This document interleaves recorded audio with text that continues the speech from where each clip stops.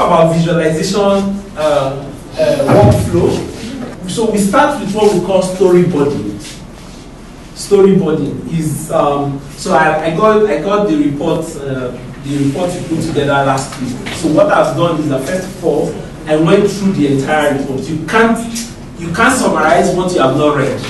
I think that is the standard. So for you to be able to simplify or summarize, you have to first read the entire document. So the first thing I did was to read through the entire report without writing any notes. The MTSS? Yes. I'm just trying to give away with those reports because I have to make it simpler for people to relate to. But yes, to do your storyboarding, you need to first of all read the report. If you've seen the 80 of its reports, you know how boring and crazy it is. But somebody must read it in order to simplify it, right? So you have to read the report in detail, including appendix, attachment, whatever it is. You have to look at everything so that you don't misrepresent the report in your visualization, right? Or you don't put it out of context. So when you've read the report, you then start to pick out key points, and I'll show you an example. My colleague yesterday, when we were debating on how to approach this, he insisted that we will put this together, and I agree with him that we will have to do it to clear it down. So when you read the report, because we work as team and we do collaborative work, it's not one person. So when we do storyboarding, it's not just one person who does the storyboarding. When we do storyboarding, because we are working with more than one person, we usually use Google Docs. That way, I share with all the people who are collaborating with me. So if I write a comment, everybody sees it. If you agree, you say, oh, I don't think this represents this, or we have our debate on there, and everybody sees what we finally agree to, right? So even if I'm out of the office, we can still go ahead with the work. So that's the first step to it. I just want to show you what we do during storyboarding. This is the MTSS report. Send it out another meeting. So can we look here? Because we told you guys to go through the executive summary, right? Yeah. So for example, I want to visualize the executive summary. What are the key points?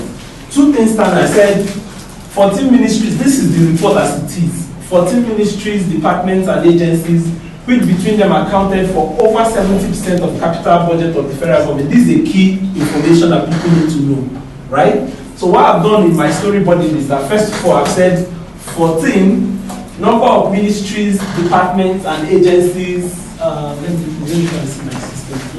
I said 14 number of ministries, departments, and agencies mandated to prepare MTSS document and to use same for preparation of 2017 budget. So that's one key information there. And that key information is that 70%, that's a key number, 70%, the percentage of capital budget which the 14 MDAs account for between themselves. So that's this statement is what I've represented, right? So because yesterday when we were working on this, we started to decide. Initially I said, let's make this only a single statement. The paper said, no, there are two key information in this statement. One is that 14 ministries were asked to prepare MTSS. People need to know so that they don't assume that it is everybody that will solve it, right? That's one key information. The other thing is that why for those 14 ministries? The reason is that 70% of all capital expenditure is controlled by that 14. So there was a reason behind selecting those 14. Do you understand what I mean? Yeah. So this is what I mean when I say we do storyboarding. How do we have a free flow of conversation that links from one to another in a way that if you give me that one pager without seeing this full document, I get the key facts you want to communicate in this report. So sometimes, especially for busy executives, they don't get to read the full report in detail. All they get a chance to look at is the summary of that report. So that's one statement we looked at. And that statement we looked at was this second paragraph. There were a few things there. So one of the key things I noticed is that time consuming was one key issue that was raised because all of the processes is manual. So what did I say? Because sometimes you think that infographics is just the numbers you represent. No. keywords or phrases are also very important. So what we're going to do with that statement was we're going to put a clock that shows time, and under it we write time consuming, and then we highlight this key point that says the method of analysis was not quite amenable to computer-based applications. Hence, the process of matching the MTSS and the budget project was done manually, which was tedious and time-consuming. Right? So you need to tell people that one of the challenges that they face is because there is no linkage between the two of them, and it has to be done manually. That's the key finding in this report. Do you understand what I mean? Yes. So these conversations, I can't have it all by myself. So last night I sat with Abel and we're having the debate. Why is this important? Why is this that we shall highlight this instead of these other ones, right? So one of the things Abel said to me is that I shouldn't show you my own expo, right? Since we've asked you to be familiar with the executive summary, we're going to do some of the storyboarding together, right? Hello? Hi. Don't abandon me. No, so can we do maybe 2 or 3 of that? I've done the first 2 paragraphs. Let's look at the 3rd, 4th, 5th paragraph and see. Are there key issues you think we should highlight from that part? Can we please? And this is not very clear, so you need to look at it from your system. Okay, I'll start with my expo that everybody saw. Abi? The first one, what I highlighted was from this point. It's a moreover, as shown in figure 1, 3 of the 5 MDAs that were studied, or 60% of them, depicted strong linkage between their MTSS and their 2017 budget, which was highly commendable, right? So one of the things I picked, I said 3. Number of MDAs out of 5 studied depicted strong linkage between their MTSS and their 2017 budgets, right? So they studied 5. First we started with 14 that had 70% of the capital budget, right? Out of that 14, it was narrowed down to 5 that had linkage between their MTSS and this. Out of the 5 now, we are saying that 3 of them showed strong linkage between their MTSS and their budget. Remember one thing I said before, that when you tell the story, they have to show connection. Yeah. There has to be a flow, right? So if you go back to what I highlighted, I started with 14, the total number, right? You will see the flow now. 14, total number of MDAs that were mandated to do this. The next thing I did was show reason why it was that 14 that was selected. The reason being that 14 controls 70% of the capital expenditure. Then I went on to talk about out of the 14, 9 of them had costed projects. Their budgets, they had costed projects. Then I went on to talk about 5 MDAs on which the study was based. Remember, we've selected 14, we've cut down to 9, and then we only focused on 5. Now, out of that 5, I'm not saying that 3 showed strong this thing. So there's a connection all the way. But so where is the why? Why 5 out of 9? Now we can add that. So do you have a reason why we should? You have a statement. He said because they had costed. They had costed. I mentioned that already. Reason 9 and ones that have costed. No, 9 out of 9 number of MDAs out of 14 without. Out of 14, 9 didn't have. 9 didn't have their costed. So it was the reason for the 5, right? So the other way to frame is to say 5 out of 14 had costed. Do you understand what I mean? So you've already provided why you narrowed down to these ones, right?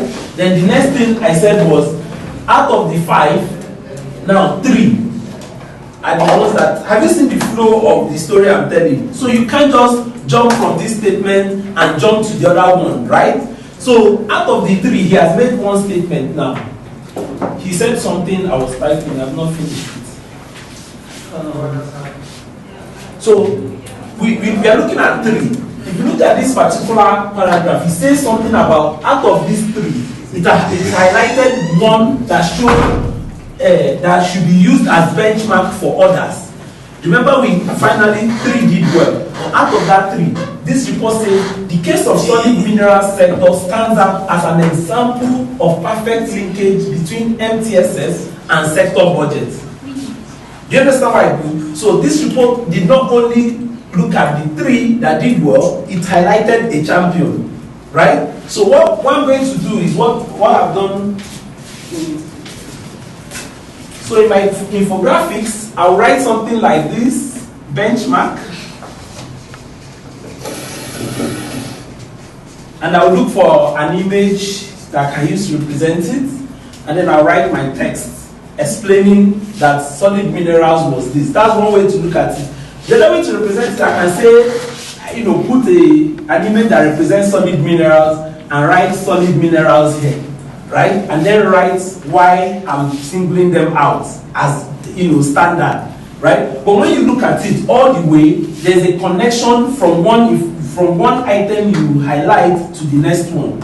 I'm sure I've talked enough about it. So what you're saying is we're not only looking at it as a benchmark on the procedure, but based on that, we can say, well, this MDA generates so much money. If that MTSS is linked to the budget, it means we are doing this well as a country, and it could have different benefits, right? So what you've said now is a good example of if I then want to show the other MDAs why I'm celebrating solid minerals, right? The next thing to do would be to then show what are the things that solid minerals did right. Yeah, okay. Step by step. Oh, there was connection with respect to their personnel cost, to their outputs. There was the projects they selected to fund led to increased revenue in the sector. In those little things that they did right are then things you can highlight when you go to the detailed part of the report.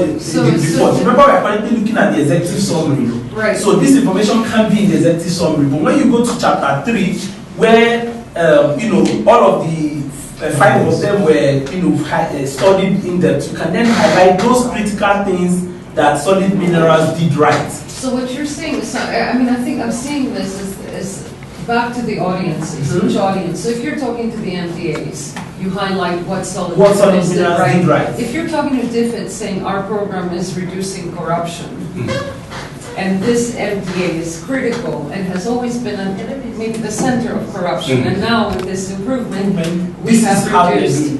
So this is again we're reducing the species for corruption. Here's our proof. So sometimes you communicate that you may not state it the way you have said it, right? But by merely presenting the fact as it is, somebody will then say, oh, before this is how these guys were doing. But due to the work you have done, this is now how they are doing.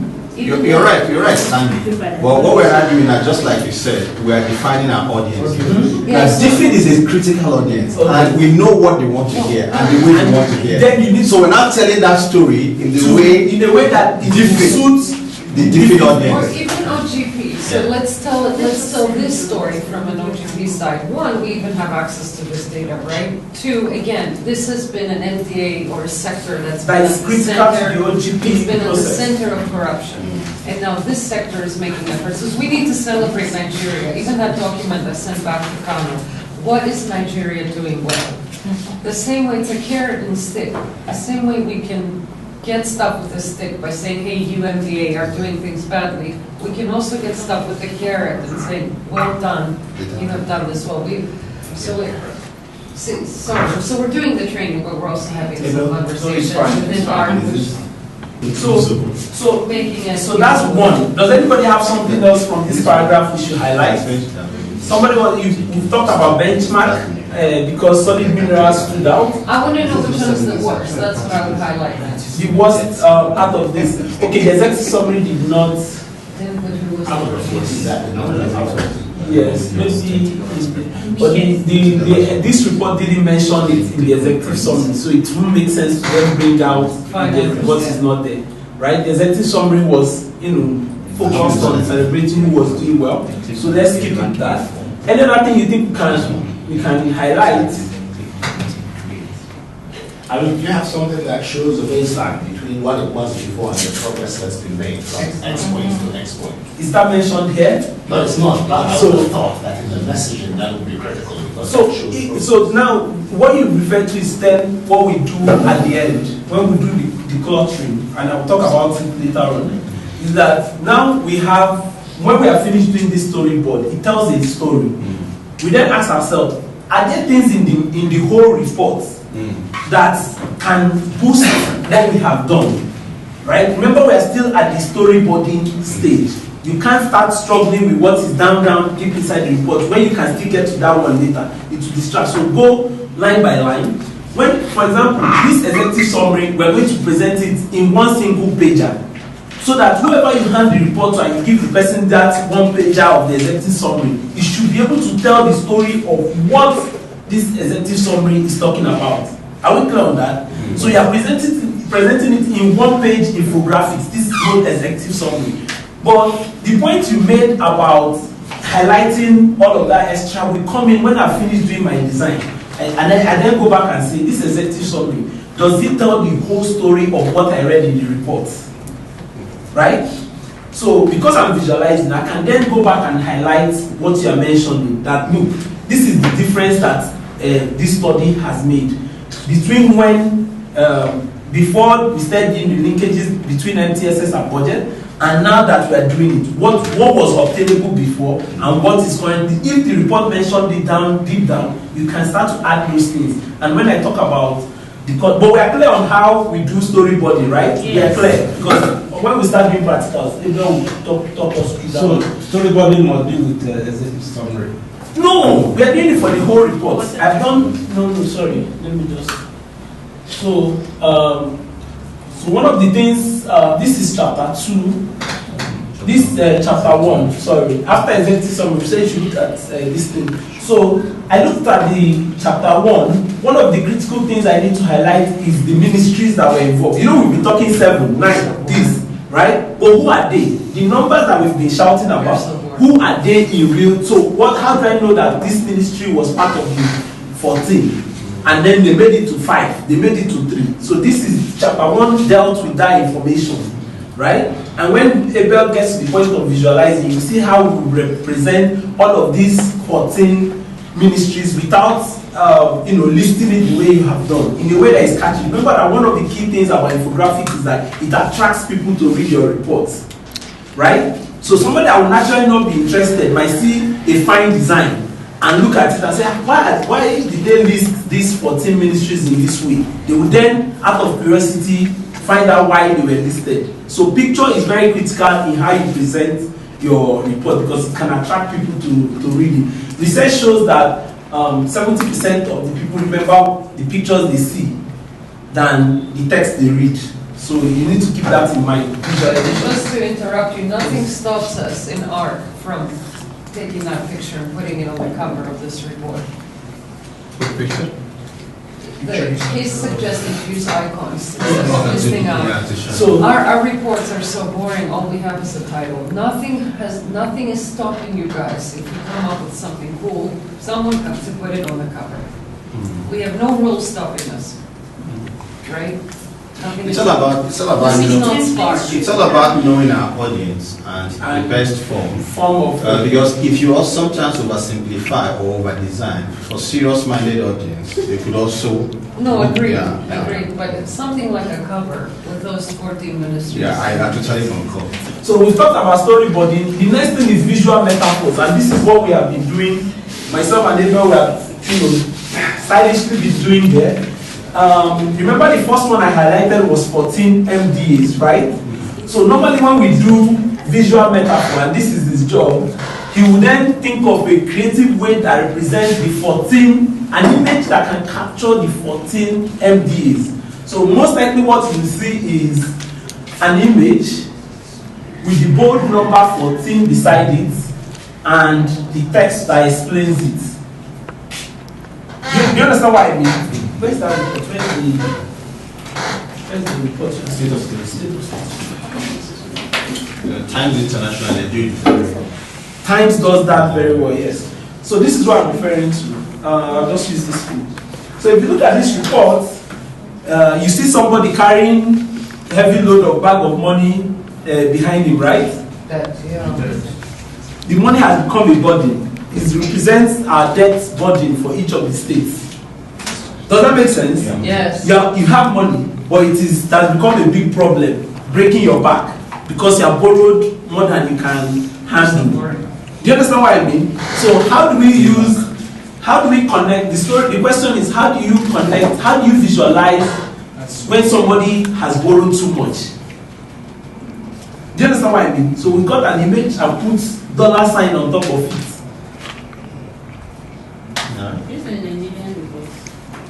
We did this report. This is very good. So I don't understand. So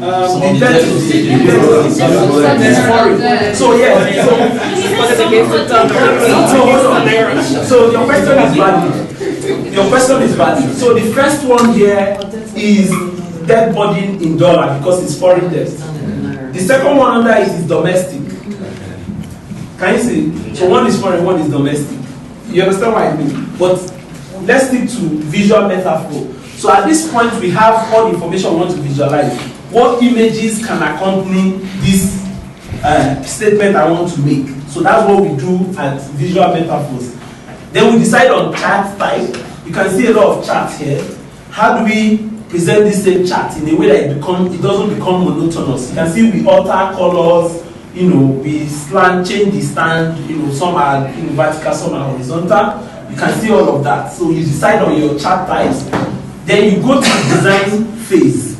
It's now the part where my guy here, decides on what should come first. How do I lay out the page? Do I want it in landscape? Do I want it in portrait? Do I want a large printed format, or is it going into the newspaper? Those decisions, at that point it is made, and then he does the design.